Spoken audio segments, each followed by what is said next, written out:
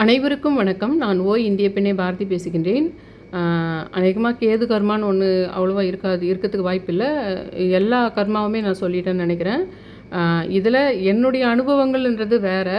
ஆனால் அந்த அனுபவத்து விஷயத்தில் Vishal sir DNA astrology Vishal சாரினுடைய விளக்கத்தினால தான் இதெல்லாம் நான் சொல்லிகிட்ருக்கேன். ஆனால் எனக்கு அவர் சொன்ன விஷயத்துலேருந்தே இன்னும் டீப்பாக சில அனுபவங்கள் எனக்கு டெய்லியே கிடைக்குது அவர் சொன்ன விஷயத்தோட. அதுக்கு முன்னாடியே எனக்கு சில விளக்கங்கள் இருந்தது. அதுக்கு அவர் கொடுக்குற விளக்கமும் மேட்ச் ஆயிடுச்சு எனக்கு. அதனால் சொல்லிகிட்ருக்கேன். இது அவரை பார்த்து காப்பி பண்ணி சொல்கிறதோ எதுவும் கிடையாது. ரெண்டாவது அவர் அதை ஓப்பனாக சொல்லிகிட்ருக்கார். நீங்கள் கூட போய் பார்க்கலாம். அவர் பேட்டி கொடுக்குற மற்ற சேனலாக இருக்கட்டும், அவருடைய சேனலாக இருக்கட்டும், நீங்கள் கூட போயிட்டு அவருடைய சேனலை பார்க்கலாம். அவர் இந்த நட்சத்திரக்காரர்கள்லாம் இந்த கர்மா இவங்களால் பிரச்சனை, வேறு எந்த ஜோதிடரும் அதை பற்றி இவ்வளோ டீப்பாக சொல்லலை. அதாவது இவங்களால் தான் ஹீரோவும் இதுவும் அப்படின்னு சொல்கிறாங்க. ஆனால் அதில் டெப்த்து எனக்கு புரிஞ்சு தொடர்ந்து நிறைய விஷயங்கள் நடக்குது. பெயர்கள் மூலமாக, அது மூலமாக. இவர் நட்சத்திரத்தை வச்சு சொன்னதெல்லாம் நான் பெயரை வச்சு கண்டுபிடிச்சிருந்தேன் அதுக்கு முன்னாடி.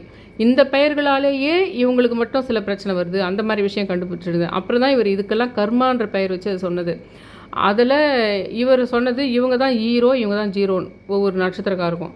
அதில் நான் புரிஞ்சுக்கிட்டது என்னென்னா, அவங்க நல்லது பண்ணுறது, அவங்க ஜாக்கிரதையாக இருக்கணும். இந்தந்த நட்சத்திரக்காரர்கிட்டலாம் நீங்கள் ஜாக்கிரதையாக இருக்கணுன்றது தான் மைண்டில் வச்சுக்கணுமோ தவிர, அவங்களால நல்லதுன்றது தானாக அமையுமோ தவிர, அது அவங்களுக்கு தெரிஞ்சே நல்லது பண்ணுறது இல்லை. அது அவங்க மூலமாக நல்லது நடக்கிற மாதிரி பிரபஞ்சமோ கடவுளோ பண்ணுற மாதிரி இருக்குது. அதையும் எக்ஸாம்பிளுக்கு நிறைய பார்த்துட்டு வரேன். இப்போ நான் கடைசியாக ராகு கர்மான்றது போட்டுட்டு அடுத்து நான் ஒரு வீடியோ போடுறேன்.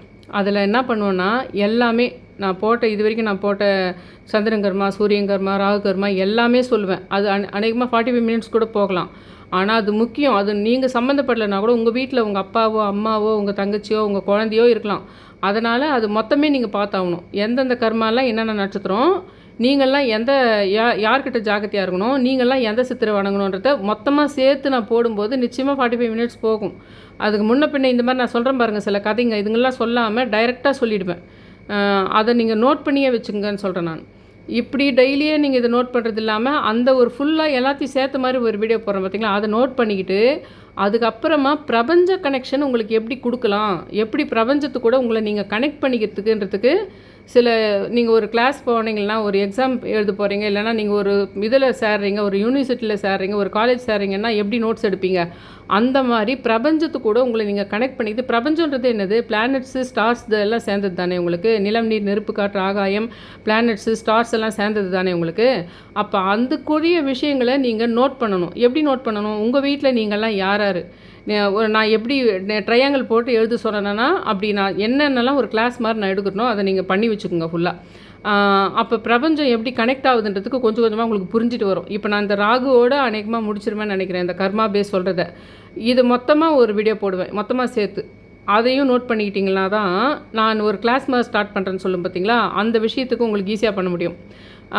நீங்கள்லாம் இந்த கர்மாவா, உங்கள் வீட்டில் இந்த கர்மா யார் இருக்கிறாங்கன்றதெல்லாம் நோட் பண்ணி, இவங்க உங்கள் அத்தையா, இவங்க என்ன ராசி, உங்கள் சித்தியா, இவங்க என்ன ராசி, அதுலேயே உங்களுக்கு அதிகமான சந்தோஷத்தை தர்றவங்க, உங்கள் அதிகமான இது தர்றவங்கன்னு சொல்லிட்டு ஒரு கிளாஸ் மாதிரி பண்ணுவேன் நான். அது மட்டும் ரொம்ப டெப்த்து நீங்கள் பண்ணிங்களேன்னா பிரபஞ்சத்துக்கு கூட உங்களுக்கு கனெக்ஷன் கிடைக்கும். அது நான் சொல்கிறத ஃபாலோ பண்ணி நோட் பண்ணி எழுதிக்கிட்டு வந்தால் தான் அந்த பிரபஞ்ச கனெக்ஷன் ஏன் ஏற்படும்ன்றதுக்கெல்லாம் அதை நீங்கள் செய்துக்கிட்டே போனால் உங்களுக்கு புரியும். இப்போ நான் ராகு கர்மாவுக்கு மற்றதுக்கெல்லாம் சொன்னேன் பார்த்தீங்களா, உங்களுக்கு இதனால் நல்லது நடக்கும், இதனால் கெட்டது நடக்கும், அப்படி எதுவும் இதில் சொல்ல போகிறதில்ல. ராகு கர்மானாவே பூச நட்சத்திரம், விசாக நட்சத்திரம், சதய நட்சத்திரம், இது இல்லாமல் தனுசு லக்னம், தனுசு ராசி இல்லை, தனுசு லக்னம், இவ்வளோ தான். இதுக்கு பரிகாரமே மெயினாக ராகு கர்மான்றதே என்னதுன்னா, இறந்தவர்களுடைய சடங்குகள் பண்ணுறாங்க பார்த்தீங்களா, அதுவும் ராகு கர்மா தான். உங்களுக்கு மூதாதையார்களை வழிபடாமல் விட்டுறதுனால வர பிரச்சனை, இல்லை வழிபடுறதுனால கிடைக்கிற நன்மை, அதுவும் உங்களுக்கு ராகு கர்மா தான். அதே மாதிரி பெரிய பெரிய விஷயங்கள்லாம் இருக்குது. உலகத்தில் பெரிய சாதனைகள் பண்ணுறதா இருக்கும், பெரிய ஆசைகள். ஆனால் அந்த ஆசைகள் எல்லாம் நிறைவேறும்னு சொல்ல முடியாது. மற்ற எல்லா சூழ்நிலையும் அவங்களுக்கு சரியாக இருந்ததுனா, அந்த பெருசாக ஆசைப்படுறதுன்னு ஒரு விஷயம் அதை பற்றியா, நான் இந்த கோல் தான் பண்ணுவேன், இவ்வளோ பெரிய சாதனை தான் நான் பண்ணுவேன் அப்படின்னு நினைக்கிறது கூட ராகு கர்மா தான். அதே மாதிரி பெரிய பெரிய பிரம்மாண்டமான விஷயங்கள் எல்லாமே ராகு கர்மான்னு சொல்லலாம். ராகு ராகு சம்மந்த கர்மாவில் ராகுன்னா அப்படி தான். ராகுன்னா உங்களுக்கு ஆயிலு, எலக்ட்ரானிக்கல் ஐட்டம். அதனால தான் நான் மானுசாமியை போட்டிருக்கேன் இதுக்கு. இதில் வழிபடுறதுக்குன்னு சொல்லிட்டு சித்தர்கள்னு சொல்லிட்டு ஒரு இதுக்குமே சூரியன் சந்திரனுக்கெல்லாம் எப்படி சொன்னேன்னா அதுக்கு ஆப்போசிட் ஆள் யார், அதுக்குரிய சித்தர் யார், அப்படி போட்டது. இது அப்படிலாம் இல்லை, டைரெக்டாக எலக்ட்ரிக்கல். இது வந்து இதுக்கு டிரான்ஸ்ஃபார்ம் சாமின்னே சொல்லுவாங்க மானுசாமியை. அதனால தான் அந்த மானுசாமியை சொல்லியிருக்கேன். அது இல்லாமல் ராகுனாவே நீங்கள் பாம்பு பிணிந்த பாம்புகளை பால் அபிஷேகம் பண்ணி வணங்குறதோ, அதுக்கு மஞ்சள் குங்குமம் பூசுறதோ, நான் சொன்ன பாருங்கள். மெயின் இதில் சதய நட்சத்திரம் அன்றைக்கி ராகு காலத்தில் போயிட்டு அதுக்கு பால் அபிஷேகம் பண்ணி மஞ்சள் குங்குமம்லாம் பூசி 2 மஞ்சள் கயிறு அதுக்கு போட்டு அதில் ஒரு மஞ்சள் கயிறு உங்கள் கழுத்தில் எடுத்து கட்டிக்கிட்டு 3 நாள் பொறுத்து 4 நாள் பொறுத்து பத்திரமானத்தில் வச்சுக்கிறது. அதுலேயும் 9 சதயத்துக்கு பண்ணுறது.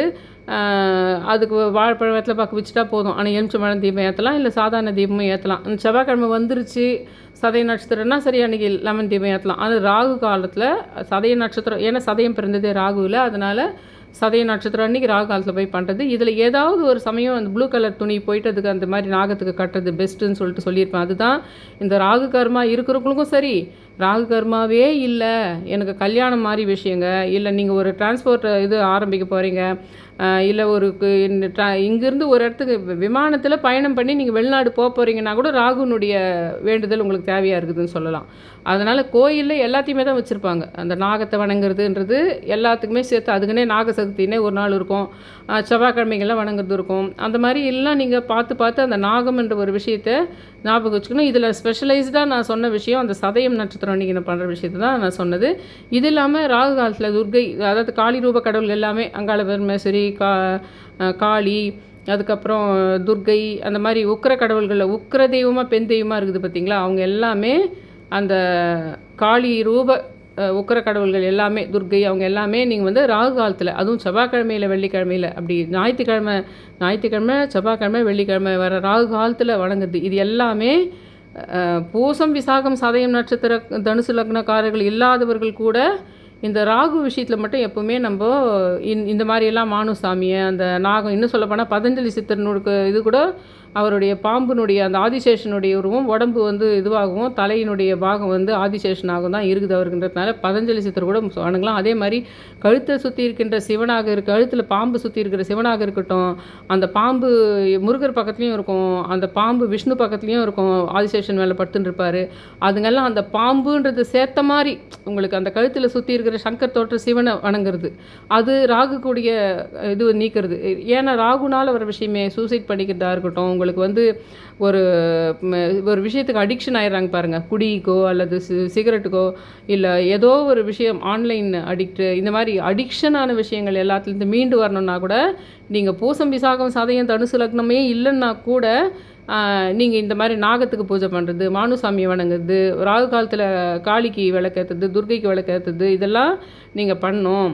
அதுலேயும் அந்த பூசம் விசாகம் சதய நட்சத்திரக்காரர்கள் இன்னும் அதை ரொம்ப ஜாஸ்தி வந்து நாகத்துக்கு பூஜை பண்ணுறது. நான் சொல்கிறேன் மெயினாக அந்த சதயம் ராகு கர்மா இருக்கிறவங்களே அந்த சதயம் நட்சத்திரம் இன்றைக்கி போயிட்டு பண்ண சொல்கிறேன் பாருங்கள் நாகக்கல்லுக்கு, அது ரொம்ப ரொம்ப இம்பார்ட்டண்ட்.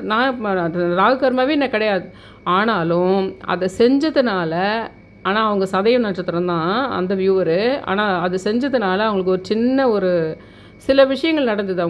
அவங்க எதிர்பார்க்குற விஷயம் சிலது நடக்கலைன்னா கூட வேறு சில விஷயங்கள் நடந்தது, எதிர்பார்க்குற விஷயத்துலேயே கூட கொஞ்சம் மூமெண்ட் வந்ததுன்னு சொல்லிட்டு சொல்லலாம். அந்த மாதிரி வந்து பூசம் விசாகம் சதயம் தனுசு லக்னம் மட்டுமே இல்லாமல் யாருமே வந்து நீங்கள் பரிகாரம் வந்து ஒரு மூதாதியாரை வணங்குறது, அதுலேயும் யங்கேஜ்லேயே போயிட்டு ஒரு தந்தை வழியில் ஒரு யங்கேஜ்லேயே போயிட்டு அவங்கள வணங்காத விட்டுட்டாங்கன்னா அந்த ஆத்மா வந்து பூசம் விசாகம் சதயம் இல்லைன்னா தனுசு லக்னத்திலே ஒரு வேளை உங்கள் வீட்டில் பிறகுறாங்கன்னா அப்போ கட்டாயம் ஒருத்தர் இளம் வயசில் அந்த இறப்பு வயசுக்கு முன்னாடி போய் அவங்கள வணங்காத விட்டுட்டுருக்குறாங்கன்னே புரிஞ்சுக்கலாம். நான் சொல்கிறேன் பாருங்கள், கன்னிக்கு வந்து கார்த்திகை உத்திராடத்தில் பிறகுறாங்கன்னாவே அவங்க ஒரு வீட்டில் ஒரு கன்னி பொண்ணு ஏஜ் அட்டன் பண்ணாத பொண்ணு போயிட்டு அந்த பொண்ணை ரொம்ப நினச்சி கும்பிடலைனாலும் வரும், இல்லை அந்த பொண்ணுடைய அருள் அந்த வீட்டுக்கு இருக்குது, அது ஒரு கடவுளாக செயல்பட்டு இருக்குதுன்னாலும் அந்த 3 நட்சத்திரத்தில் பிறப்பாங்கன்ற மாதிரி தான் இந்த மூதாதையாரை வணங்கலைன்றனாலும் சரி, அல்லது இளம் வயசில் போகிறாங்க பாருங்கள், இல்லை சூசைடுன்றது அந்த ராகு கர்மான்ற மாதிரி இளம் வயசுலேயே சூசைட் படிக்குது, இளம் வயசுலேயே ஆக்சிடென்ட் ஆகி போகிறாங்க பார்த்தீங்களா, அவங்கள ரொம்ப வணங்காத விட்டால் அவங்க அந்த வீட்டில் பூசம் விசாகம் சதயம் தனுசு லக்னம் பிறந்துட்டா அந்த வீட்டில் இருக்கிறவங்க கட்டாயம் நம்ம பூர்வீகத்தில் லாஸ்ட் 7-8 ஜென்ரேஷனில் இந்த விஷயம் நடந்துக்குது, ஆனால் உங்களுக்கு தெரியாமல் இருக்குதுன்னு சொல்லிட்டு நீங்கள் மாடர்ன் ஆளாக இருந்தால் கூட அந்த மூதாதையார் வழிபாடுன்னு பண்ணணும். அதுலேயும் முக்கியமாக யாரும் இளம் வயசில் போயிருக்காங்க, அதாவது இறப்பு வயசுக்கு முன்னாடியே போயிருக்கிறாங்கன்னு அர்த்தன்றதையும் புரிஞ்சுக்கணும். அவங்கள நினச்சே வழிபடணும். அந்த இளம் வயசில் போனவங்கன்னு பேரே தெரிலனா கூட அதை மைண்டில் கொண்டு வந்து இந்த ஆத்மா ஏதோ ஒன்று இதாக இருக்குது அப்படின்னு புரிஞ்சுக்கிட்டே நீங்கள் வந்து அமாவாசை சமயத்தில் வழிபடுறது, இந்த மாவலி அமாவாசை சமயத்தில் தர்ப்பணம் கொடுக்குறது, அந்த மாதிரி விஷயம் சொல்லும்போது அந்த பெயரை கேட்டு தெரிஞ்சுக்குங்க. 2 லாஸ்ட்டு தாத்தா பாட்டிக்கிட்ட கேட்டு தெரிஞ்சுங்க. அப்படி இல்லைன்னா ஒரு யாரோ ஒருத்தர் கண்டிப்பாக போயிருக்காங்க, அதனால தான் இந்த வீட்டில் பூசம் விசாகம் சதயம் தனுசு லக்கத்தில் யார் பிறந்திருக்கிறாங்கன்னு புரிஞ்சுக்கிட்டு அதை பர்பஸாகவே பண்ணணும். அந்த கன்னி லக்னத்துக்கு சொன்ன பாருங்கள், அந்த மாதிரி கன்னி தெய்வத்துக்குன்னு சொன்ன பாருங்க அதே மாதிரி தான் அந்த ராகு கர்மா விஷயத்துக்கு அந்த மூதாதையார் வயோதிகர் என்ற விஷயங்கள் அவங்களுடைய சமீபத்தில் போனவங்க ஃபோட்டோவங்க அதுங்கெல்லாம் வச்சு வணங்குது. அது ஒரு மாதிரி அந்த இளம் வயசுலேயே போகிறது, அவங்க அந்த இறப்பு வயசு முக்தி அடையாமையே வானத்தில் ஆவியாக சுற்றிட்டு இருக்குதுன்றது அப்போது தான் அது நிறைவேறாத இருக்குதுன்றப்ப தான் அந்த வீட்டில் பூசம் விசாகம் சதயம்லாம் பிறகுது, தனுசு லக்னத்தில் பிறகுது. தனுசு ராசி இல்லை, தனுசு லக்னம் அதில் பிறகுதுன்னு சொல்லலாம். இது இல்லாமல் இந்த ராகு கர்மான்றதே வந்து இந்த எல்லாமே இந்த டிரான்ஸ்போர்ட் விஷயமா இருக்கட்டும், இல்லை அது சம்மந்தமான டிரைவர் விஷயமா இருக்கட்டும், இல்லை ஒரு ஊர்லேருந்து இன்னொரு ஊருக்கு நீங்கள் பிரயாணம் பண்ணுற சமயத்தில் கூட அந்த ராகுனுடைய அந்த ஆதிக்கத்தில் தான் நீங்கள் இருக்கிறீங்க. எலக்ட்ரானிக்ஸ் அந்த மாதிரி ஒரு விஷயத்துக்கு அடிக்ஷனாக போகிறது, இது மாதிரி சூசைட் பண்ணிக்கிறோம், இந்த தாட் எப்போவுமே இருந்துகிட்டு இருக்குது, நிறைவேறாத ஆசை. ஏன்னா இவங்களுக்கு வந்து இது போதும்னு நினைக்கிற குணமே இல்லாதனால வேணும் வேணும் வேணும் பேராசைக்கு நிறைய இது ராகு கர்மாவை உடையவர்கள் இருக்கின்றார்கள். அப்படின்றதுனால அந்த பேராசையை அவங்க வாழ்க்கைக்கு எடுத்து விடுகின்றதுன்றது மிக முக்கியமான விஷயமா இருக்குது. ஒன்று கிடச்சிதானா இது இன்னும் அதை விட பெஸ்ட் போகணும்னு நினைக்கிறதுனால தான் அவங்களுக்கு பெரிய பேர் இழப்புகளுக்கு அது காரணமாக போயிடும். நம்ம ராகு கர்மா நம்ம ரொம்ப அதில் வந்து ஒரு பேராசைப்படக்கூடாது. இது வரைக்கும் கிடச்சது போதும்னு ஒரு இடத்துல நீங்கள் உங்களை கண்ட்ரோல் பண்ணி ஸ்டாப் பண்ணி நிறுத்தணும். அதை விட முக்கியம் அந்த பரிகாரம், மூதாதையார்கள் பரிகாரம்ன்றது, மாதம் அமாவாசையில் கும்புறது, வயோதிகர் மூதாதையர்கள் கும்புறது, இந்த 3 நட்சத்திரம் அந்த லக்னத்தில் பிறந்திருந்தா அப்போ அந்த வீட்டில் முக்தி அடையாமல் ஒரு ஆத்மா சுற்றிட்டு இருந்து அதனால தான் பிறந்திருக்குதுன்றதையும் டீப்பாக புரிஞ்சிக்கணும். அந்த மாதிரி நிறைய விஷயங்கள் இந்த ராகு கர்மான்றது விஷயங்கள் எல்லாத்தை விட ஸ்பெஷலைஸ்டு. நான் உங்களுக்கு சொன்ன விஷயம் அந்த சதயம் நட்சத்திரம் அன்றைக்கி போயிட்டு அது நான் மாதம் ஞாபகப்படுத்தியிருக்கேன் உங்களுக்கு. இதோட 3 சதயமுக்கு பண்ணி 3 சதயம் நான் போயிட்டு பண்ணேன். முதல் முறை மட்டும் ப்ளூ துணி காட்டினேன். அந்த சதயம் அதுக்கு ஒரு பெரிய எஃபெக்டிவாக இருக்குது. அது அவ்வளோ அற்புதமான விஷயமா இருக்குது. இந்த ஜோசியம் சாங்கியம் எதுவுமே தெரியாமல் ஸ்லைட்டாக தெரிஞ்ச காலத்தில் நான் ஒரு 20 வருஷத்துக்கு முன்னாடி எங்கள் சிஸ்டருக்கு போயிட்டு அவங்களுக்கு இருந்திருக்குது, நாகதோஷமே இருந்திருக்குது, அவங்களுக்கு செவ்வாய் ராகு சம்மந்தமான வேறு ஏதோ ஒரு விஷயமே இருந்திருக்குது. என்ன அறியாமல் சும்மா நான் கல்யாணம் ஆகணுன்றதுக்காக போயிட்டு நீ வந்து ஒரு நாகக்கல்லை கழுவி பூஜை பண்ணுன்னு சொன்னேன். அதுக்கப்புறம் போய் பார்க்குறப்போ இந்த மருந்து ஆன்டிபயோட்டிக் கொடுத்தா நோய் சரியாக போச்சுன்ற மாதிரி இருந்து கிளியர் ஆகிருக்குது. நாங்கள் ஒரு ஜோதிடர் அப்போ தான் நான் அதை புரிஞ்சுக்கிட்டேன். அந்த மாதிரி வந்து அந்த நாகக்கல் வழிபாடு, நாகம் வழிபாடு, நாகத்தை கொண்டிருக்கின்ற கடவுள்களின் வழிபாடு அப்படின்றதே ரொம்ப அற்புதமான விஷயமா அது வந்து வாழ்க்கையில் மாற்றத்தை தரும்னு சொல்லலாம். பயங்கரமான எதிர்ப்புகளோட 8 வருஷம் பொறுத்து ஒரு குழந்தை எனக்கு நான் 8 மந்த் வயிற்றில் இருந்து பிறக்கும்போது போயிடுது. அதுக்கப்புறம் ஒரு அதுக்கப்புறம் நான் இதுவாக ப்ரெக்னென்ட் ஆன பின்னாடி செவ்வாய்க்கிழமை ராகு காலத்தில் போயிட்டு துர்க்கைக்கு ஐகிரி நந்தினி ஃபஸ்ட்டு துர்க்கைக்கு போயிட்டு எலுமிச்சம்பழம் தீபம் போட்டேன். எனக்கு வந்து 1000 காரணம் எனக்கு இந்த துர்க்கை மேலே யார் எது சொன்னாலும் ஏன் அது எனக்குன்னா அவ்வளோ கொடூரமான ஒரு நான் இப்போ உயிரே உனக்காகன்னு ஒரு வெப் சீரிஸ் பார்த்துட்டுருக்குறேன். அது ஏற்கனவே ஏதோ ஒரு டிவியில் போட்டாங்க போல். அது இப்போ 2 வருஷத்துக்கு இப்போ 2017 18 போட்டாங்க போல் இருக்குது. 1 வருஷம் ஓடிச்சு போல் இருக்குது. அதில் ஒரு இந்திரான்னு ஒரு மாமியார் கேரக்டர். அது வந்து ஒரு மருமகளை பார்த்தா ஒரு பர்டிகுலர் பொண்ணு மட்டும் நம்ம வீட்டுக்கு வரவே கூடாதுன்னு மைண்டில் எண்ணம் வச்சுக்கும். ஒரு பக்கம் அந்த அப்புறமா சொல்கிறேன்னு பாதி கதை தான் சொன்னேன் உங்களுக்கு. அது சந்திரகர்மாவும் இருக்குது அதில். அநேகமாக அதில் ஹீரோவுக்கு சந்திரகர்மா இருக்குது. அதனால தான் அந்த அம்மாவனால தான் அவனுக்கு இதுவே அவ்வளோ அருமையாக அவன் காதலிப்பான். அதில் வந்து அந்த காளி தான் ஃபுல்லாக வந்து உங்களுக்கு எல்லா ஜென்மத்துலேயும் அதில் வந்து ஒவ்வொரு நிலாவை பார்க்கும்போதும் ஒவ்வொரு ஜென்மத்துலேயுமே அந்த நிலாவை அதே காதலர்கள் அதே ஆன்மா பார்த்துருக்கோம் அப்படின்ற அந்த நிலா கனெக்ஷன்லேயே அவங்க வந்து அந்த ஃபுல்லாக சினிமா எடுத்திருப்பாங்க. அதில் வந்து அம்மான்ற கேரக்டர் வந்து பயங்கரமான கேரக்டராக இருக்கும். அந்த பையன் சந்தோஷமாக இல்லைனா கூட பரவாயில்ல, எனக்கு அந்த பொண்ணு மட்டும் இந்த வீட்டுக்கு வர அந்த பொண்ணு ரொம்ப நல்லா பல முறை அவங்க பையன் உயிரை காப்பாற்றும். ஜாதகத்திலே சொல்லியிருப்பாங்க. அந்த பொண்ணு தான் அவங்க பையனுடைய உயிரையே வந்து உயிர் போகிற மாதிரி பெரிய பெரிய பாம் பிளாஸ்ட் பண்ணும்போது, பெரிய பெரிய ஆபத்துக்கள் வரும்போதெல்லாம் அந்த பொண்ணு தான் தான் உயிர் கூட கொடுத்து காப்பாற்றும். அப்படி ஒரு ஜாதக பொருத்தம்னு சொல்லியிருப்பாங்க. ஆனாலும் பலமுறை அவங்க அம்மாவுக்கு எதிர்க்கவே அவங்க பையனுக்கு உயிர் கொடுத்து காப்பாற்றி செத்து போய் மறுபடியும் மறு ஜென்மத்தில் வரும் அந்த பொண்ணு. அப்போ கூட அந்த பொண்ணு கூட மட்டும் நம்ம பையன் சேரக்கூடாதுன்றதுல அதே வெறியாக இருக்கும். அதே மாதிரி அது இது மட்டும் இல்லாமல் நிறைய என்னுடைய உறவுகளில் நிறைய எதிரிகளினுடைய குணங்கள் மொத்தம் சேர்த்தது தான் அந்த உயிரே உனக்கால வர அந்த மாமியார் இந்திரான்றவங்களுடைய கேரக்டர். உங்களுக்கு அந்த ஒரு கொடூரமான ஒரு குணம் இருக்குது பாருங்கள். அது சந்திரகர்மா. அது அந்த பையன் வந்து அந்த கதையை பார்த்தா சந்திரகர்மானுடைய தாக்கம் இருக்குது. இந்த ஆத்மாக்கள் சொல்கிறேன் பாருங்கள், அந்த விஷயங்களும் சொன்னேன். பாதி கதை சொன்னேன் அதுலேயே உங்களுக்கு சொன்னேன். அந்த ஷூட் பண்ணவுடனே அந்த ஆத்மா வந்து அதே ரோட்லேயே போகிற வேனில் ப்ரெக்னெண்ட்டாக டெலிவரிக்கு போயின்னு இருக்கிற அந்த வயிற்றில் இருக்கிற இதில் பிறகு போகிற குழந்தையில போயிட்டு சேர்ந்துரும். நான் அடுத்த ஜென்மம் எடுத்து வருவேன்னு சொல்லணும்னு சொல்லிட்டு காளிமா வந்து சொல்லுவாங்க. ஒவ்வொரு ஜென்மத்துலேயும் அவங்க சேருவாங்க ஒன்றா அப்படின்னு சொல்லிட்டு அந்த கதையில் வர மாதிரி எனக்கு ஒரு அந்த துர்க்கைன்னு சொன்ன பாருங்க. அதாவது அந்த துர்க்கையை பற்றி 1000 பேர் 1000 எனக்கு சொன்னாலும் அந்த கதையில் வர அந்த இந்திரான்ற கொடூர அந்த ராட்சசி மாமியாரினுடைய கேரக்டர் தான் என்னுடைய மாமியாரும் கூட. எப்படி ஒரு ஸ்பெஷலைஸ்டாக அந்த சினிமாவில் வந்து ஒரு கதை இருக்குதோ, வந்து அந்த அந்த பொண்ணு மட்டும் வந்துடக்கூடாதுன்னு எப்படி வெறியாக இருக்குதோ, அந்த ஜாதகத்திலே சொல்லியிருப்பாங்க. ஒரு காத்தியாயனி அப்படின்ற ஒரு ஒரு அந்த காளி கோயிலில் இருக்கிற பூசாரி அம்மா, அந்த அம்மாவே சொல்லுவாங்க, உனக்கு வந்து அந்த நீயும் தான் என்றைக்குமே காதலர்களாக இருப்பீங்க, 7 ஜென்மத்துலேயும் நீங்கள் தான் ஒருத்தருக்கு ஒருத்தர் உயிரை கொடுத்து காப்பாற்றுற மாதிரி அப்படி ஒரு அமர காவியமாக காதல் அவங்களது இருக்கும். அதே மாதிரி உனக்கு மாமியார் அவங்கள சேரவே விடாமல் பண்ணுறதும் 7 ஜென்மத்துலேயும் உங்களுக்கு அந்த பகை தொடர்ந்துக்கிட்டே இருக்குது. அப்படின்னா அந்த மாமியாராலேயே உனக்கு வந்து ஃபுல் அண்ட் ஃபுல்லு வந்து சேரவே விடாது அவனோட கூட. சேர்ற மாதிரி வரும்போதெல்லாம் செத்தே போகிற மாதிரி ஆகி போயிடும். அதுக்கு மெயின் காரணமே அந்த மாமியாரினுடைய ஆத்மா தான் இருக்கும்னே ஜாதகத்தில் இருக்குதுன்னு அந்த காளி கோயிலில் இருக்கிற காத்தியாயினின்ற அம்மா சொல்லும்.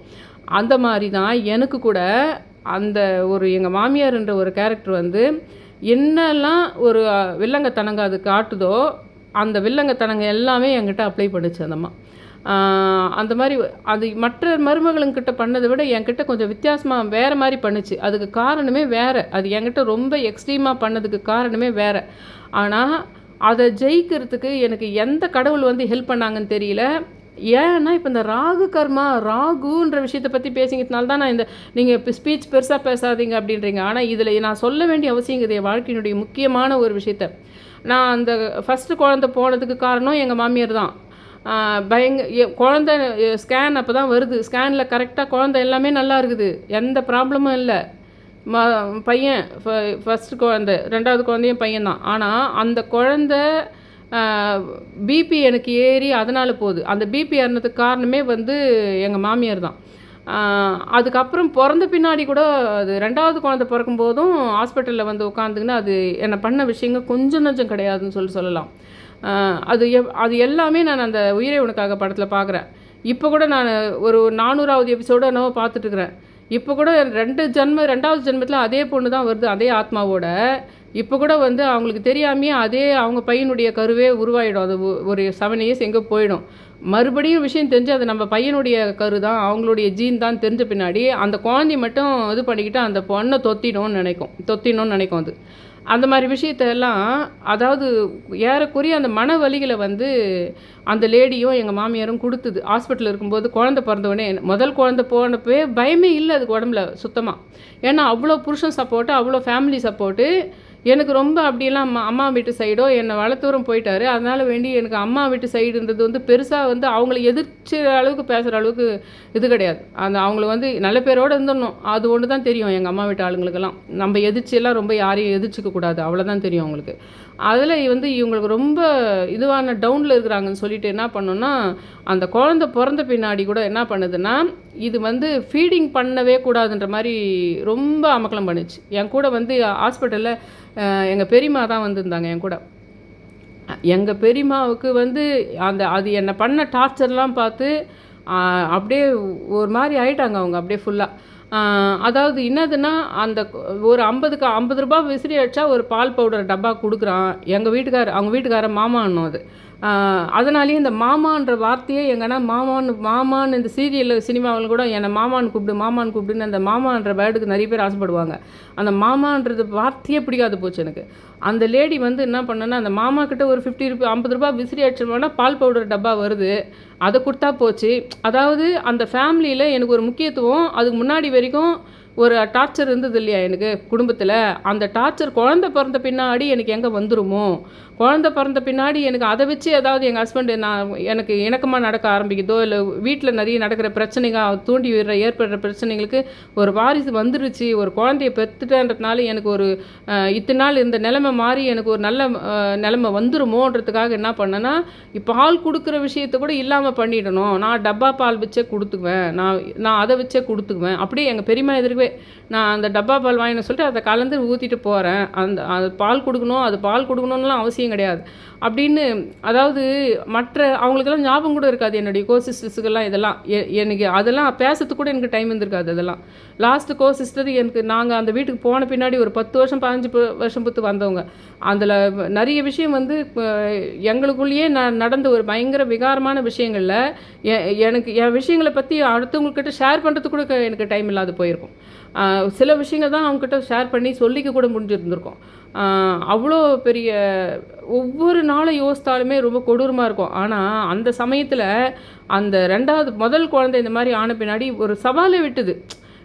எனக்கு முதல் குழந்தை பிறந்தது, உனக்கு முதல் குழந்தை இல்லாமல் போயிடும், அந்தளவு அது இல்லாமல் போகும், அது நான் நீ ராசி இல்லாதவன் நான் கொண்டு வருவேன்னு சவாலே விட்டுது குழந்தை பிறக்கிறதுக்கு முன்னாடி ஃபஸ்ட்டு. அதனால தான் பிபிஆர் இருந்தது. அந்த மாதிரி இருந்த சமயத்தில் 2வது குழந்தைக்கு எனக்கு அதெல்லாம் இந்த துர்க்கைன்னா யார் இதெல்லாம் அன்றைக்கி டேட்டுக்கு எனக்கு வந்து ஏதோ ஒரு எண்ணம், துர்க்கையை நம்ம கும்பிடணும்னு. அப்படி தான் இந்த லேடியை நம்ம ஜெயிக்க முடியும். காளி ரூப கடவுள் வீட்டுக்கிட்ட பிள்ளையார் கோயிலில் துர்க்கை இருந்தது. ஏதோ ஒன்று ஆக்ரோஷமாக இந்த அம்மாவை நம்மளை கும்பிட்டா மட்டும்தான் அடுத்தது இன்னொரு குழந்தைனே நம்மளுக்கு பிறக்கும் அப்படின்னு சொல்லிட்டு நான் என்ன பண்ணேன், ராகு காலத்தில் போய் ராகு கர்மா பற்றி பேசிகிட்டு இருக்கிறேன். அதனால தான் இந்த கதையை சொல்லிட்டு இருக்கிறேன். அந்த ராகு காலத்தில் போயிட்டு ஐகிரி நந்தினி படிச்சுட்டு ஃபாஸ்டிங் இருந்துட்டு கோயிலுக்கு போயிட்டு வந்துட்டு அதுக்கப்புறம் நடந்து தான் போய் அப்போ அன்னைக்கு 2 வீலரோ இல்லை ஆட்டோன்னே ஒன்று கிடையாது அப்போல்லாம். அந்த மாதிரி வந்து நான் நடந்தே தான் போயிட்டு விளக்கேற்றிட்டு 9th மந்த் வரைக்கும் போனேன். அங்கே போயிட்டு அதுக்கப்புறம் எனக்கு சூரசம்ஹாரம்னா என்னான்னு கூட தெரியாது. அந்த சூரசம்ஹாரம் அன்றைக்கி தான் நான் வந்து பழங்கள்லாம் கொஞ்சம் கட் பண்ணி போடுடி அப்படின்னு சொல்லிட்டு அந்த மாமிங்கெல்லாம் சொல்கிறாங்க. அந்த பெரிய பெரிய அண்டாவங்களில் அதை போட்டுட்டு நான் ப்ளூ கலர் ஒரு ட்ரெஸ்ஸு ஒரே ஒரு சாரீ தான் வந்து டக்குன்னு எமோஷ்னல் ஆயிடுச்சு. என்னை வளர்த்தவர் வந்து வாங்கி கொடுத்த பொருள் எதுவுமே என்கிட்ட கிடையாது. அதில் ஒரே ஒரு சாரீ மட்டும் அவர் வாங்கி கொடுத்ததில் நினைவாக வச்சுட்டு இருந்தேன். ப்ளூ கலரில் ஒரு சாரீ. அப்போல்லாம் வந்து அமெரிக்கன் ஜார்ஜெட்டுன்னு சொல்லிட்டு வந்தது. அது வந்து அதில் பிளைன் சாரீ அது. அந்த சாரீ மட்டும் அவருடைய நினைவாக அவர் வாங்கி கொடுத்ததுன்னு வச்சுருந்தேன். அந்த சாரீ மட்டும் ராசின்னு அப்போவே ஆரம்பிச்சிட்டேன் நான். இந்த பொருளை மட்டும் போட்டுக்கிட்டா அன்றைக்கி நல்லது நடக்கும். ஏன்னா அப்போலேயே வந்து நைஸாக வீட்டுக்கு தெரியாமல் எக்ஸாம் எழுதுது டிகிரி வாங்குறதுலாம் பண்ணும்போதெல்லாம் இந்த ட்ரெஸ்ஸை போட்டுன்னு போனால் தான் எக்ஸாம்லலாம் எழுதுவோம். அந்த மாதிரி விஷயங்கள்லாம் அந்த முதல் 7 வருஷம் குழந்தை பிறக்கிறதுக்கு முன்னாடியே கற்றுக்கிட்டேன் நிறைய. அதில் என்ன பண்ணேன், அந்த ப்ளூ கலர் சாரீ மட்டும் அவருடைய நினைவாக ஒன்று வச்சுட்டு இருந்தேன். அது தவிர அவருடைய பொருள் எதுவுமே என்கிட்ட கிடையாது. அந்த ஒரு சாரீ தான். அதுக்கப்புறம் ஒரு 10 வருஷம் பொறுத்து என்னை வளர்த்த அம்மா வந்து ஒரு tiffin box, ever silver tiffin box, அது மேலே வந்து அவருடைய பேர் இன்ஷியல் போட்டது, இது ஞாபகமாக வச்சுக்கோ அப்படின்னு சொல்லிட்டு அந்த டிஃபன் பாக்ஸை கொடுத்தாங்க. இன்றைக்கி கூட வச்சுட்டுருக்கிறேன் அதை நான். அந்த டிஃபன் பாக்ஸு அந்த சாரீ மட்டும் ரொம்ப வருஷமாக வச்சுருந்து அது யாருக்கும் கொடுத்துட்டேன்னு வச்சுக்கோங்க. அந்த சாரியை அவர் கொடுத்ததுன்னு சொல்லிட்டு ஒன்று வச்சுருந்தேன் பாருங்கள். அந்த சாரீ தான் கட்டிட்டு போகிறேன் கோயிலில். ஏதோ ஒரு விசேஷம் நடக்குதுன்னு நினைக்கிறேன். ஆனால் ஒரு அண்டாவில் அதுக்கு அந்த 9 மாதமும் ராகு காலத்தில் போயிட்டு எம்ச்சம்பழம் தீபம் ஏற்றி இந்த லேடி பயங்கரமாக நம்மளை பண்ணுது. அதை நம்ம ஜெயிக்கிறதுக்கு அந்த துர்க்கை தான் முடியும். இன்னும் அந்த லேடி மட்டுமே இல்லை, இன்னும் நிறைய இருந்தது குழப்பங்கள்லாம். மாமியார் வீட்லேயும் சரி மற்ற நிறைய விஷயங்கள் சரி நிறைய எதிர்ப்புகள் இருந்தது. அப்போது அந்த துர்க்கையை தான் எனக்கு பயங்கர காளி ரூபமாக இந்தம்மா நம்பினா நம்மளால முடியாது, இந்தம்மா தான் நம்மளுக்கு ஹெல்ப் பண்ண முடியும் அப்படின்னு சொல்லிட்டு போயிட்டு விளக்கேற்றுந்து. அந்த புக்கு 9th மந்த்து படிச்சுட்டு அதுக்கப்புறம் நான் ஒரு விழா நடக்குதுன்னு அங்கே போயிட்டு ஏதோ பழங்கள்லாம் கட் பண்ணி போட்டு ட்ரெயினுக்கிட்ட சென்னைக்கு வந்து சென்னையில் எங்கள் ஹஸ்பண்டோட அத்தை வீட்டில் ஸ்டே பண்ணி டெலிவரிக்கு போயிட்டு அப்புறம் குழந்தை பிறந்த பின்னாடியும் அத்தை வீட்லேயே ஒரு மாதம் ஸ்டே பண்ணிட்டு அப்புறம் மறுபடியும் நான் அரக்கோணம் போகணுன்றது. அதை நான் போயிட்டு அந்த ப்ளூ கலர் சாரீ அதை கட்டிட்டு ராகுனுடைய இதுக்கு கூட ப்ளூ தான், அதுதான் சொன்ன பாருங்கள், அந்த கல்லுக்கு ப்ளூ துணி கட்டுங்கன்னு சொல்லிட்டு. ஆனால் எனக்கு மகரம்ன்றதுனால எப்பவுமே அந்த ப்ளூ கலர் சாரீஸ் எல்லாமே நான் எக்ஸாம் எழுதுறதுக்கு போகும்போது இதுங்கெல்லாம் ப்ளூ கலர் சாரீங்கெல்லாம் ராசியாக மாறிடும். அது மாதிரி வந்து அந்த அந்த சாரீ கட்டிட்டு போகிறேன். அப்போ இங்கே அத்தை வீட்டுக்கு வந்து இறங்குறேன், கூட அந்தம்மா வருது, எங்கே போனாலும் வழியே வரும். அது நீ தனித்து போகக்கூடாதுன்னு ஒரே அமக்கலம். அது ஒரு பெரிய ட்ராமா நடக்கும். ஹஸ்பண்ட் வந்து என் துணிங்களெல்லாம் எடுத்துகிட்டு எப்படி பேக் எடுத்துகிட்டு வரலாம், ஒய்ஃபு துணியை போய் எடுத்துகிட்டு எப்படி பேக்கில் நடக்கலாம்னு பெரிய பெரிய பெரிய சினிமாங்களில் நீங்கள் சீரியலுங்கள்லாம் பார்த்ததெல்லாம் ஒன்றுமே கிடையாது. அந்த கூடவே வந்தது அந்த அம்மா. கூட வந்து இறங்கின உடனே அந்த ஹஸ்பண்டோட அத்தை கேட்டாங்க. அவங்க பேர் கூட நாகபூஷணம், அதே மாதிரி அந்த வீட்டில் தான் நான் போய் பிறந்ததுன்றதுலாம். அவங்க ஹஸ்பண்ட் பேர் கிருஷ்ண ஷெட்டி. அந்த நிறைய விஷயம் இருக்குது. அந்த வயிற்றில் இருந்த பிறக்கிறதுக்கு முன்னாடி ஒரு மாதம் ஃபுல்லாக நான் கீதா உபதேசம் தான் பெயிண்டிங்ஸ் எனக்கு வாங்கி அவர் கொடுத்தாரு டாக்டர் கிருஷ்ண ஷெட்டி. அவருக்கு நான் வந்து அவர் எதிர்க்கே தான் நிறைய அந்த கீதா உபதேசம் பெயிண்டிங்ஸ் எல்லாம் வரைஞ்சேன். கிருஷ்ணர் தனியாக ஒன்று வரைஞ்சேன். அந்த வயிற்றில் குழந்தை இருந்து இன்னும் ஒரு மாதத்தில் பிறக்க போகுதுன்றப்போ அதெல்லாம் நான் இது வரைகிறேன். அதுலேயும் வேறு 10வது மாதம் பிறக்கவே இல்லை. ரொம்ப லேட்டாகி ஃபஸ்ட்டு 2-3 முறை ஹாஸ்பிட்டல் போயிட்டு வந்துடுவோம். அதுக்கப்புறம் கொஞ்சம் லேட்டாகவே ஒரு 11வது மாதம் பிறந்ததுன்னு வச்சுக்கலாம். ஆனால் நான் போய் இறங்கின உடனே அந்த கோயிலில் ஃப்ரூட்ஸ் எல்லாம் கட் பண்ணிட்டு போயிட்டு அங்கே இறங்கின உடனே அவங்க நாகபூஷணம்ன்றவங்க டாக்டர் நாகபூஷணம் அவங்க கேட்டாங்க. இப்போ பரவாயில்ல, அவங்களுக்கு ஏற்கனவே என்னுடைய மாமியாரால் அவங்க நாத்தனார் ரூபத்தில் அவங்களால ரொம்ப பாதிக்கப்பட்டவங்க அவங்க. நான் இந்த லேடி கூட ஒரு போராட்டமாக இருக்கிறன்ற விஷயம்லாம் அவங்களுக்கு தெரியும். அதனால் அத்தை மைண்டில் வச்சுருந்தா அவங்க சொல்கிறாங்க என்கிட்ட. அந்த லேடி ஒரு பார்வை பார்த்துக்கினே என்ன ஒரு பார்வை பார்த்துக்கினே சொல்கிறாங்க. ஏன்னா அவங்களுக்கு அந்த முதல் குழந்தை போனதும் தெரியும், அதுக்கெல்லாம் காரணம் கூட இந்த லேடி தான் தெரியும். அதனால் அவங்க வந்து சொல்கிறாங்க, கரெக்டாக சூரசம்ஹாரம் அன்றைக்கி வந்து இறங்கியிருக்கே. அவங்க ரொம்ப ஸ்டைலாக ஒரு மாதிரி இருப்பாங்க, கொஞ்சம் பார்க்கறதுக்கு ஜெயலலிதா மாதிரி இருப்பாங்கன்னு வச்சுங்க. கரெக்டாக சூரசம்ஹாரம் வந்திருக்கியே, அப்போ கண்டிப்பாக நீ வந்து சூரசம்ஹாரம் பண்ணிடுவ, நீ ஜெயிச்சிடுவ அப்படின்னு ஒரு வார்த்தையை சொல்கிறாங்க. அதுக்கப்புறம் போய் பார்க்குறேன், என்னதுரா இது சூரசம்ஹாரம், ஓ அதுக்கு தான் கோயிலில் நம்மளை ஃப்ரூட்ஸ் எல்லாம் கட் பண்ணி போட சொன்னாங்களா அப்படின்னு. அதுக்கப்புறம் தான் அந்த சூரசம்ஹாரம், அந்த முருகன், அது துர்கையே தான் பிடிச்சிட்டு இருந்தேன். அதுக்கப்புறம் கூட ஹாஸ்பிட்டல் தியேட்டர் உள்ளே போகும்போது கூட சிசேரியன் தான் பண்ணி ஆகணும்னு சொல்லிட்டு போட்டு உள்ளே போகும்போது அனஸ்தீஷியா வந்து எனக்கு ஹிப்பில் கொடுக்கல, கையிலேருந்து தான் கொடுத்தாங்க. கையிலேருந்து ஒரு நர்ஸில் தான் பண்ணாங்க. அப்போ அதை போடும்போது லைட்டாக அந்த மயக்கம் ஏறும்போது அந்த ஐகிரி நந்தினி புக்கு வந்து எனக்கு அது இப்போவே வேணும், எப்படியாவது தியேட்டருக்குள்ளே அது மட்டும் வச்சுக்கிறதுக்கு எனக்கு ஹெல்ப் பண்ணுங்கன்னு சொல்லிட்டு அவங்க டாக்டர் தேவாம்பிகை அவங்கக்கிட்ட கேட்டுட்டு தயவு செஞ்சு அந்த புக்கை மட்டும் நான் கையில் வச்சுக்கிறேன் அப்படின்னு சொல்லிவிட்டு அவங்க போய்ட்டு அதை எடுத்துன்னு வந்து என் கையில் கொடுத்தாங்க. அதெல்லாம் நான் எதுக்கு வச்சுக்கிறேன்னா, குழந்தை நல்லபடி பிறக்கணுன்றதை விட இந்த லேடி ஒரு சவால் விடும் பாருங்கள் என்கிட்ட. ஏய் உனக்கு முதல் குழந்தை ஃபஸ்ட் டைம் உனக்கு முதல் குழந்தை பிறக்காது. எனக்கு இந்த வீட்டில் எனக்கு தான் ஃபஸ்ட்டு குழந்தை பிறந்தது. உனக்கு ஃபஸ்ட்டு குழந்தை இருக்குதுன்றதே பெரிய விஷயம். அப்படி இல்லாமல் போச்சானா உன்னை வாழ்க்கை ஃபுல்லாக முதல் குழந்தை இல்லாதவன் நான் ஒரு பெயர் சூட்டுவேன். எந்த வீட்டில் எதனா சுபகாரியம் பண்ணும்போது நீ போய் முதல்ல விளக்கேற்றதோ, நீ போய் வந்து ஒரு கணபதி ஓரத்தில் உட்காரதோ, அதுங்கெல்லாம் நான் டார்ச்சர் பண்ணுவேன் அப்படின்னு குழந்தை பிறக்கிறதுக்கு முன்னாடியே சவால் விட்டுது. அதுக்காகவே அந்த துர்க்கியை அந்த ராகு காலத்தில் வணங்குறதுன்றது, இதை ஜெயிச்சு அந்த குழந்தை பிறக்கிறதுன்றதே பெரிய விஷயம் ஆயிடுச்சு. ஆனால் என்ன விஷயம்னா, அந்த சீரியலில் வர அந்த 3 ஜெனரேஷனுக்கு அந்த ஒரு ஜென்மத்தில் செத்தே போய் அடுத்த ஜென்மத்தில் அதே ஆத்மா பிறக்கும். அந்த அணுன்ற அந்த உயிரே உனக்காகல. அதில் அந்த இந்திரா எப்படி 2வது ஜென்மத்தில் வரும்போதும் சரி, 3வது இப்போ அவளுக்கு வயிற்றில் பிறக்கிற குழந்தை பிறந்த பின்னாடி கூட அந்த குழந்தைய மட்டும் வாங்கிக்கணும் அவளை தொத்திடணும்னு நினைக்கிற மாதிரி தான் அந்த என்னுடைய மாமியார் அன்னைக்கு குழந்தை பிறந்துச்சு, அந்த துர்கையினுடைய உதவியோடு பிறந்துருச்சு ராகு காலத்தில் போயிட்டு. அதுக்கப்புறம் அந்த மந்தவெளியில் அந்த வீட்டுக்கு கிட்டவே ஒரு துர்கை கோயில் இருந்தது. அங்கே மட்டும் குழந்தை பிறந்த பின்னாடி ஒரே ஒரு நாள் போய் ஏற்றினேன். அதோடு அந்த சிசேரியன்றதுனால அந்த ராகு காலம்ன்றது ஏற்ற முடியாமல் போயிடுச்சு. ஆனால் அந்த கடைசி காலம் வரைக்கும் அதனுடைய உயிர் போகிற வரைக்கும் கூட அது வந்து தன்னுடைய ஜீனுன்னா கூட பரவாயில்ல, அது அந்த மருமகளுக்கு பிறந்த குழந்தை அப்படின்னு சொல்லிட்டு சும்மாவே ஒரு 4-5 நாள் எங்கள் மாமனார் போன பின்னாடி சும்மாவே எங்கள் பையன் மேலே ரொம்ப அஃபெக்ஷனுங்கிற மாதிரியும் ட்ராமா பண்ணிட்டு உட்காந்துட்டு இருந்தது. ஆனால் வாழ்க்கை ஃபுல்லாக அவர்கிட்ட சொல்லியே வந்து எனக்கு எதிர்ப்பாக பண்ணணும். அதனால் என்னுடைய பையனுக்கு எதிர்ப்பாக என்னென்ன விஷயங்குதோ அது பண்ணணும்னு சொல்லிட்டு அவருக்கு நேரடியாகவே சொல்லும், வந்து என்கிட்ட நேரடியாகவே எதிர்க்கே சொல்லும். இது வந்து என்னை சவால் வர மாதிரி, என்ன நீ ஜெயிச்ச இல்லை, நான் அது ஜெயிச்சேன்னா அதை கெட்ட வார்த்தை பேசுறதோ சண்டை போட்டோ ஜெயிக்கல, அது இதெல்லாம் பண்ணக்கூடாதுன்னு சொல்லுவோம். அதை நான் என்ன பண்ணுவேன், நான் வெடிய 4 மணிலேருந்து எழுந்து உட்காந்து பண்ணுவேன். அது வந்து நீ என்ன இந்த விஷயங்கள்லாம் நீ நல்லவளாகவே இருக்கக்கூடாதுன்னு சொல்லும். அதை நான் என்ன பண்ணுவேன்னா, அது சண்டை போகிறதில்ல, தனி கொடுத்தனும் போகணுன்னு கேட்கல, 17 வருஷம் ஒன்றா தான் இருந்தது, நீ இந்த வேலை மட்டும் பண்ணால் போதாதே, அந்த வேலை மட்டும் பண்ணால் போதாதே, இவ்வளோ டிஷ் பண்ணணுமே, இந்த எங்கள் அந்தம்மா சொல்லியிருக்காங்களே, அவங்க அண்ணனுக்கு வந்து நிறைய இந்த வெரைட்டியெல்லாம் பண்ணி வச்சாதான்னு. அதனால் நான் வருவேன் கிச்சனுக்கு. நான் கிச்சனுக்கு வந்தேனானா உங்கள் பையனை நீ ஸ்கூலுக்கு டைமுக்கே அனுப்ப முடியாது. அவங்க மட்டும் இல்லை, வீட்டில் இருக்கிறவங்க யாருமே டைமுக்கே போக முடியாது. எனக்கு அதெல்லாம் பரவாயில்ல, நீங்கள் டைமுக்கு போகலன்னா பரவாயில்ல, இந்த வீட்டில் இருக்கிறவங்க சம்பாதிக்கலாம் பரவாயில்ல, நீங்கள் எதுவும் ஆனால் பரவாயில்ல, ஆனால் நீ வந்து அழியணும். அதுதான் அது மெயின் விஷயமா பண்ணியிருந்தது. நீ அழியணும் மீன்ஸ் நீ நல்ல பேரும் எடுக்கக்கூடாது, உங்கள் பையன் நல்லா படிக்கிறான், உங்கள் பையன் டைம் ஸ்கூலுக்கு போகிறான், அது எதுவுமே நடக்கக்கூடாது. அதையே தான் வெறியாக வச்சுட்டு இருந்தது.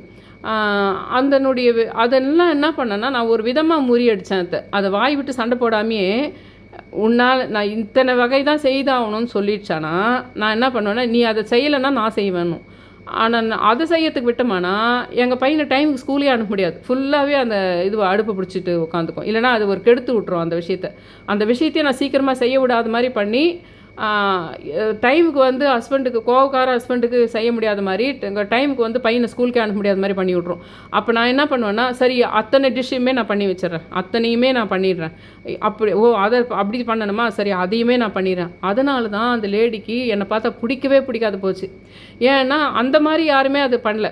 அது என்னை கெட்டவளாக்கிறதுக்கு 1000 ட்ரை பண்ணி முடியல. அதனால தான் என்ன பண்ணிச்சுன்னா, அது அந்த பிறக்கும்போது எப்படி வந்து பால் பவுடர் கொடுக்கணும், பால் கொடுக்கக்கூடாதுன்னு சொன்ன மாதிரி, அது போகும்போதும் அவங்க புருஷங்கிட்ட சொல்லி எங்கள் பையனுக்கு எதிர்ப்பாக ஒரு வேலையை பண்ணிட்டு போச்சு.